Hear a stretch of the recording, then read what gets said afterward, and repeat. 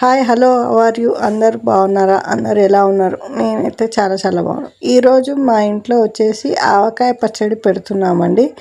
చూడండి వీడియోలో ఆవకాయ పచ్చడి అనేది ఇలా పెడుతున్నాము. మేమైతే ఇలా చిన్న చిన్న ముక్కలుగా కట్ చేయించుకొని వచ్చాము. తర్వాత ఎల్లిపాయలు ఒలుసుకొని ఇంట్లోనే అల్లం వెల్లిపాయ పేస్ట్ మేము రెడీ చేసుకున్నామండి. ఇంట్లోనే ఎల్లిపాయలు అల్లము అన్నీ తెచ్చుకున్నాం మార్కెట్కి వెళ్ళి. చూడండి మేమైతే ఒక 30 కాయలకు ఇన్ని ఎల్లిపాయలు తీసుకున్నాం. తర్వాత అల్లం కూడా ఇంత తీసుకున్నాము. అర్ధ కిలో అల్లం, పావు కిలో ఎల్లిపాయలు తీసుకున్నాం. చూడండి 1/2 కేజీ అల్లం. దీన్ని నీళ్ళలో వేసి నానబెట్టాలి. ఒక అరగంట సేపు నానబెట్టి తర్వాత పొట్టు అయితే తీసుకోవాలి. తీసుకున్న తర్వాత అల్లం అనేది ముక్కలుగా కట్ చేసుకోవాలి. ఇంకా పల్లి నూనె అయితే తీసుకున్నాము. చూడండి నూనె అయితే పోస్తున్నాము. 30 కాయలకు ఇంత నూనె అయితే తీసుకున్నాము. ఇప్పుడు ఆ నూనె స్టవ్ మీద పెట్టి వేడి చేసుకొని ఒక కప్పు ఆవాలు అయితే పోపు కోసం తీసుకున్నాము. ఆవాలు అనేది చూడండి. తర్వాత ఒక కప్పు జీలకర్ర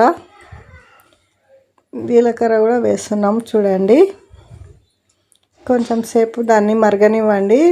ఆ బురుగు వచ్చే మొత్తం మంచిగా ఫ్రై అవుతాయి ఆవాలు జీలకర్ర అనేది. కొంచెం పసుపు కూడా వేసుకుంటున్నాము. చూడండి ఓకేనా? మీరందరూ కూడా ఇలానే పెట్టుకుంటారా అండి? మాకు కొంచెం కామెంట్స్లో చెప్పండి మీరు కూడా ఎలా పెట్టుకుంటారో ఆవకాయ అనేది. ఇంకో గిన్నె పెట్టారని మీరు షాక్ అవ్వకండి. మేము 2 రకాల పచ్చళ్ళు అయితే పెడుతున్నాం. ఇదేమో అల్లం పచ్చడి కోసం అండి. ఎందుకంటే అది ఆవ పచ్చడి, ఇదేమో అల్లం పచ్చడి. ఆవాలు జీలకర్ర మళ్ళీ అదొక గిన్నెలో ఇదొక గిన్నెలో వేరువేరుగా వేసుకుంటున్నాం. చూడండి ఆవాలు జీలకర్ర అయితే వేసాం. అవి మరుగుతున్నాయి, మంచిగా ఫ్రై అవుతున్నాయి ఆయిల్లో. బాగా మంచిగా చిటపటలాడాలండి ఆవాలు. కొంచెం కలుపుకుందాం. మంచిగా ఫ్రై అవుతున్నాయి. చూడండి బురుగు కూడా వస్తుంది. పల్లి నూనె కదా అందుకే బురుగు వస్తుందండి. ఎంత మంచి ప్యూర్ ఉంటే అంత బురుగు వస్తుందండి. అదే సింబల్. చూడండి ఇలా అయితే మేము ఫ్రై చేసుకుంటున్నాం.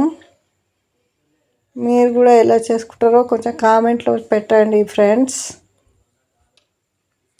ఓకేనా ఫ్రెండ్స్? ఇగో అల్లం వెల్లిపాయ పేస్ట్ అయితే ఇలా చేసుకున్నామండి. మేము ఇంట్లోనే చేసుకున్నాము. దానిలో ఆయిల్లో వేసి ఫ్రై చేస్తున్నాము. చూడండి అల్లం వెల్లిపాయ పేస్ట్ అనేది దానిలో వేసి ఫ్రై చేసుకోవాలి. ఇట్లా మేము అల్లం వెల్లిపాయ పేస్ట్ అనేది నూనెలో వేసి ఫ్రై చేసుకుంటాము. చూడండి కొద్దిగా వేసుకోవాలి ఆయిల్లో అనేది, లేకపోతే ఆయిల్ పొంగుతుంది అల్లం వెల్లిపాయ పేస్ట్ వేసినాడే. అందుకే కొంచెం వేసుకోవాలి అల్లం పేస్ట్ అనేది ఎప్పుడైనా ఆయిల్లో.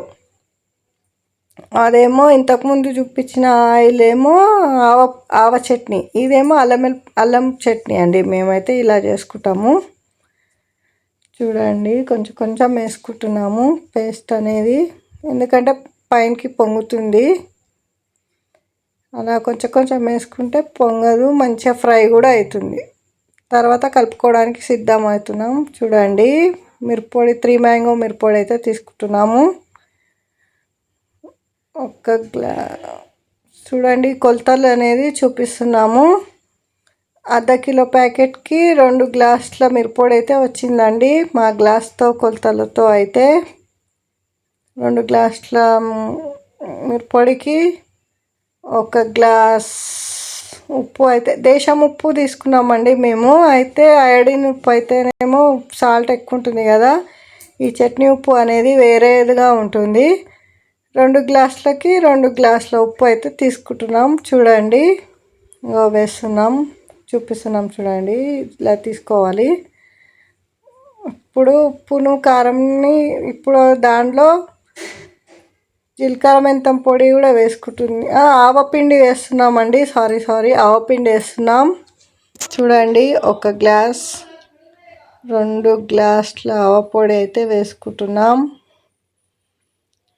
ఇంకొక 1/2 గ్లాస్ పోసుకుంటున్నాం. చూడండి కాదండి 3 గ్లాసుల ఆవపిండి అయితే తీసుకుంటున్నాం.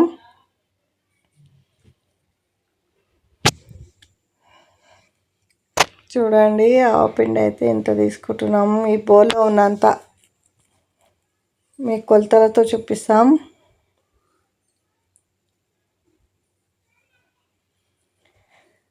ఆవపిండి అనేది మనకి హెల్త్కి కూడా చాలా మంచిదండి. ఆవపొడిని చేసుకొని మంచిగా ఆవకాయ పెట్టుకుంటే కూడా టేస్ట్ చాలా బాగుంటుంది. పచ్చడి కూడా చాలా మంచిగా వస్తుంది. ఆవపొడి అయితే తీసేసుకున్నాం. జీలకర్ర మెంతం పొడి అండి ఇది. జీలకర్ర మెంతాలు వేయించుకొని పొడి చేసుకొని పక్కకు పెట్టుకోవాలి. దానిలో కొంచెం జీలకర్ర మెంతం పొడి వేసుకొని కలుపుకుంటున్నాం. చూడండి ఇలా అయితే కలుపుకుంటున్నాం. మీరైతే గ్లౌజ్ వేసుకొని కలుపుకుంటారా లేకపోతే స్పూన్తో కలుపుతారా? వెల్లుల్లిపాయలండి వేసుకుంటే ఊరిన తర్వాత సూపర్ టేస్ట్ వస్తాయండి. ముక్కతో పాటు ఇవి కూడా తింటే ఊరినాక చాలా టేస్ట్ ఉంటాయి. ఎల్లిపాయలు అనేది వేసుకుంటున్నాం. చూడండి బాగా కలుపుకోవాలి, బాగా మిక్స్ చేయాలి. ఎందుకంటే అంత ఉప్పు, జీలకర్ర మెంతం పొడి, ఆవ పొడి అనేది బాగా మిక్స్ అవ్వాలండి. ఎందుకంటే మళ్ళీ పచ్చడిలో ఉన్నప్పుడు టేస్ట్ అనేది చేంజ్ అవుతుంది. అందుకోసమే బాగా కలుపుకోవాలి. చూడండి ఎలా కలుపుతున్నామో. చూడండి ఫ్రెండ్స్, మీరు కూడా చేసుకోండి ఫ్రెండ్స్. ఆవకాయ సీజన్ వచ్చేసిందండి ఫ్రెండ్స్.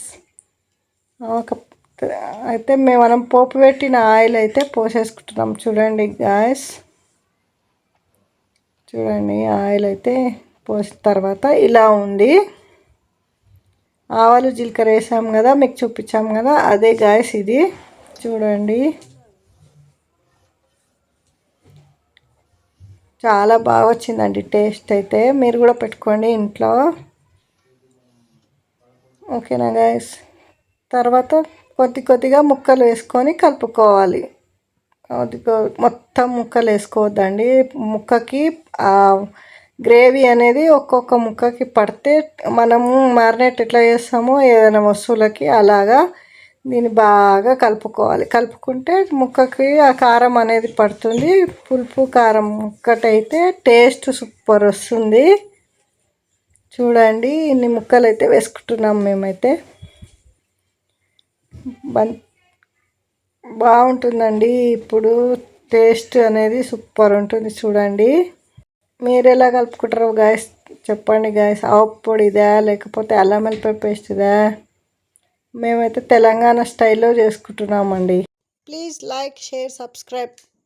బాయ్ అండి.